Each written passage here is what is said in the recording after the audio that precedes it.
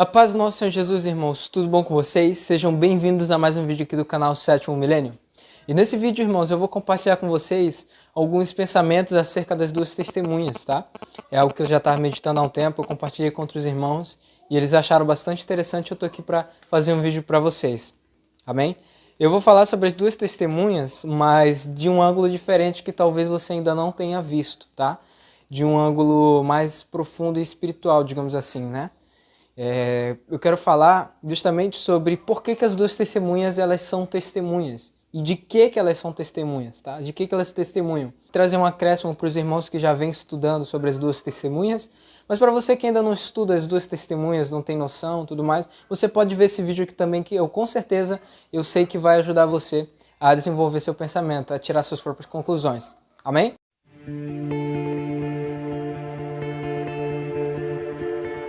Então, irmãos, eu quero começar com vocês, ler um texto que está lá em João, no Evangelho de João, no capítulo 8. Quando Jesus está debatendo com os fariseus, ele vai falar uma coisa bastante interessante. João capítulo 8, tá? Você pode ler o capítulo todo na sua casa.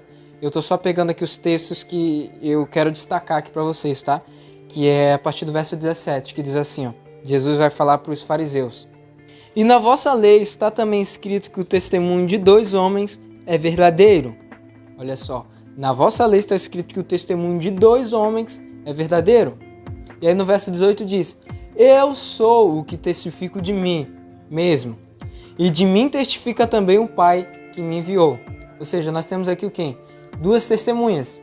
Quem testemunha do Filho é o próprio Filho e o Pai, tá? E aí ele vai continuar falando, né? Verso 19, 20, ele vai continuar falando.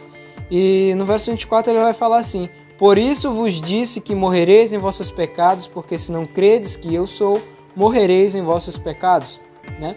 Como eu disse, eu estou só destacando os textos principais, mas você pode ler o contexto aí, você pode ler o capítulo aí na sua casa, tá? O que eu quero destacar com isso, irmãos? Que o pai e o filho, eles testemunham do filho. O pai e o filho são duas testemunhas, tá?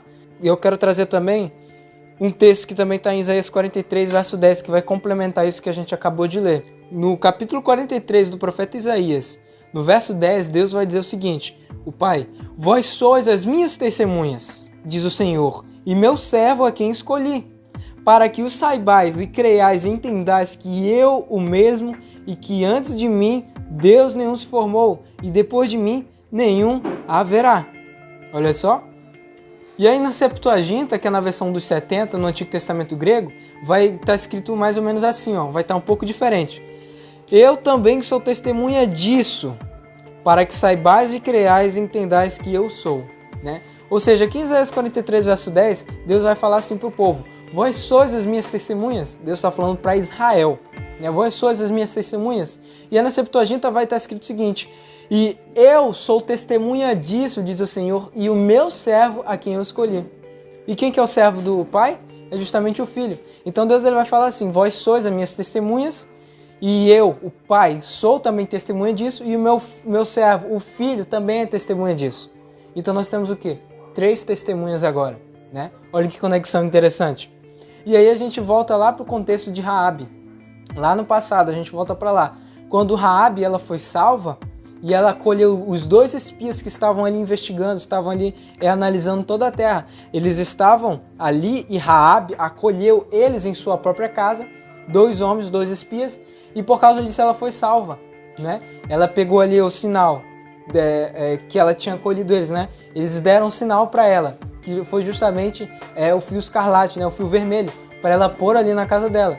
Para que quando acontecesse, tocasse as trombetas e toda Jericó fosse destruída, ela pudesse ser salva por causa do sinal que ela tinha.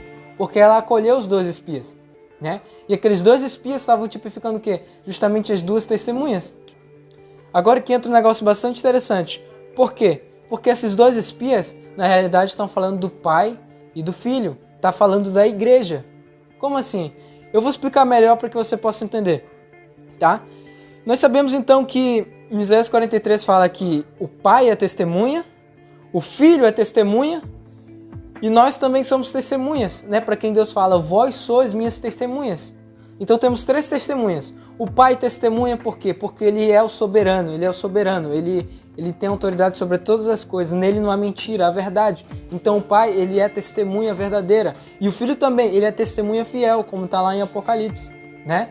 Mas agora a igreja, como que a igreja ela é testemunha? Por que a igreja se torna testemunha? Tá bom?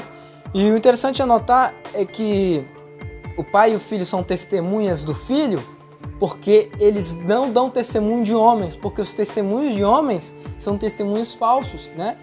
Por exemplo, se nós fôssemos testemunhas de nós mesmos, de Deus, nosso testemunho seria semelhante a qualquer testemunho de outro homem, porque em nós não há verdade, né? Até que nós conheçamos a Deus, até que nós recebamos o Espírito de Deus.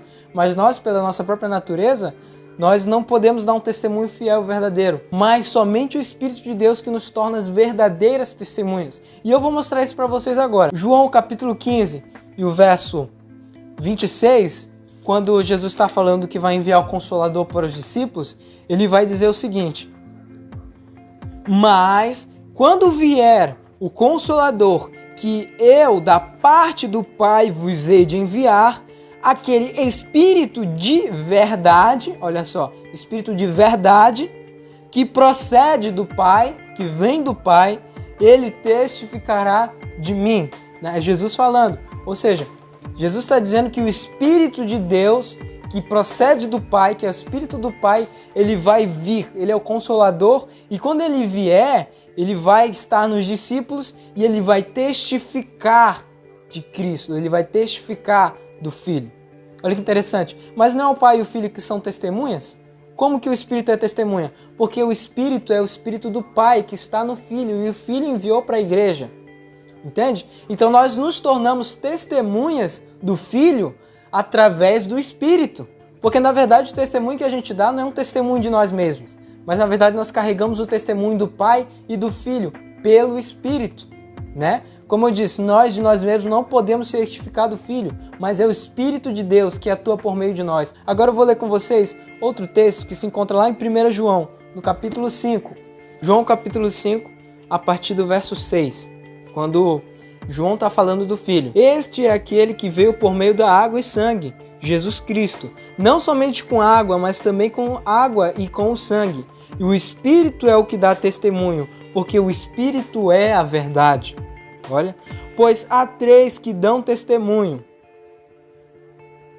o Espírito, a água e o sangue, e os três são unânimes num só propósito.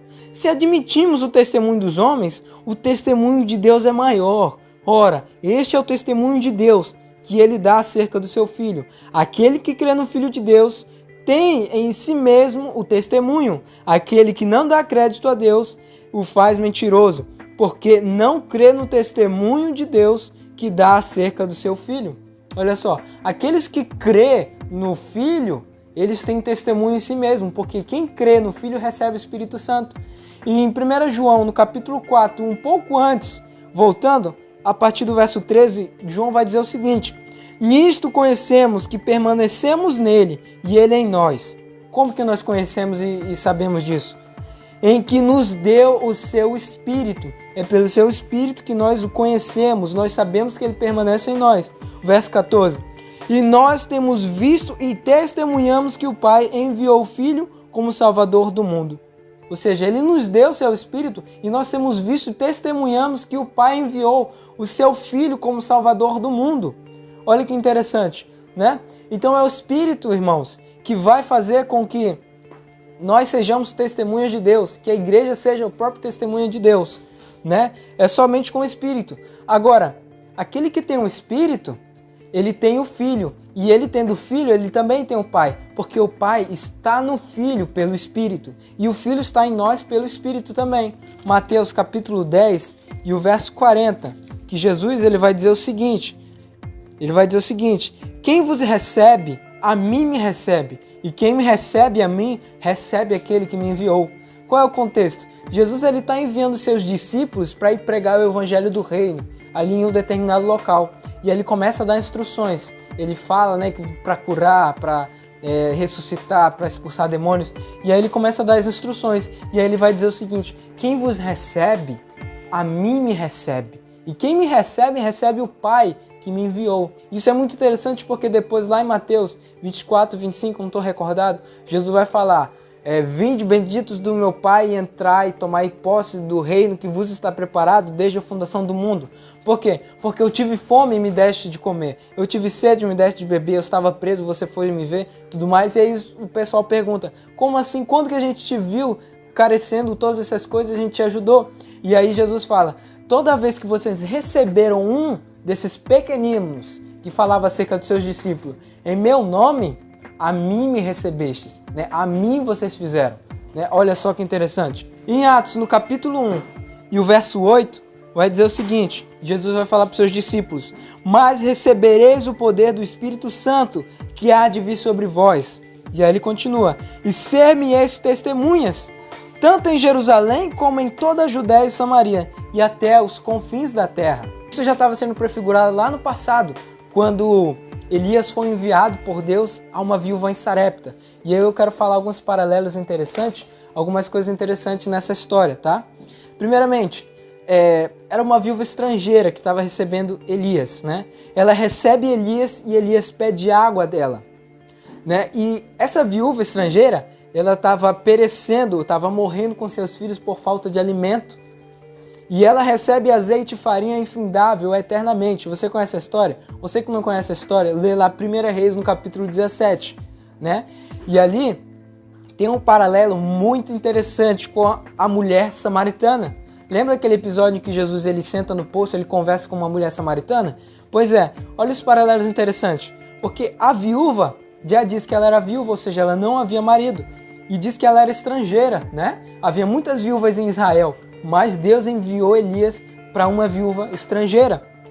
E do mesmo modo, a mulher samaritana ela não tinha marido. Ela declara para Jesus que ela não tinha marido, né? E ela também era estrangeira, porque ela era samaritana. E olha que interessante, Elias chega e pede água dessa viúva. E Jesus chega e também pede água dessa mulher samaritana.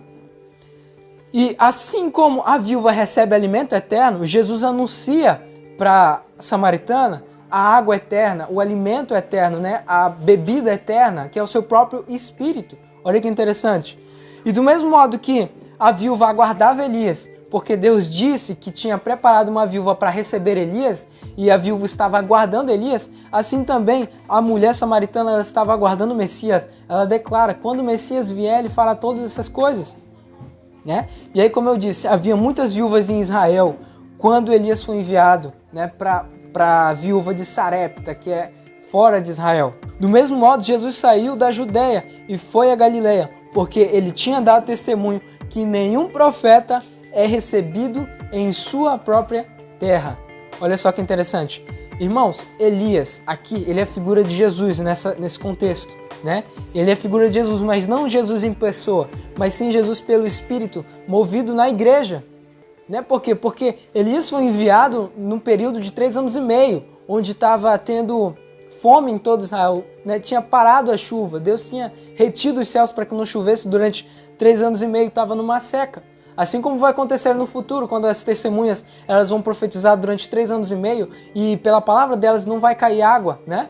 Por quê? Porque essas duas testemunhas, na verdade, elas trazem um testemunho do Filho, né? É o Filho que está na igreja, testemunhando juntamente com o Pai, trazendo testemunho para as nações de que o Pai enviou seu Filho para dar a sua vida pelo mundo. Amém? Então essa palavra que eu queria trazer para vocês, irmãos, que na verdade a igreja ela é testemunha porque ela carrega o testemunho do Pai e do Filho. A igreja ela carrega o testemunho do Pai e do Filho pelo Espírito. E é por isso que em Apocalipse 11 Deus vai falar: e darei poder às minhas duas testemunhas. E qual é esse poder que Deus vai dar às suas duas testemunhas?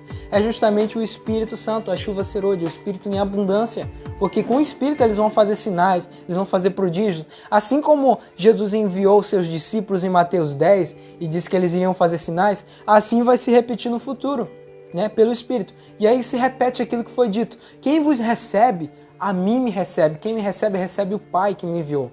Recebe o testemunho, recebe a vida. Então está chovendo, eu terminei de gravar o vídeo, mas esqueci de falar uma coisa, irmão. Que Raabe, a viúva de Sarepta, a mulher samaritana, ele também em Ló, quando os dois anjos vão na casa dele, né?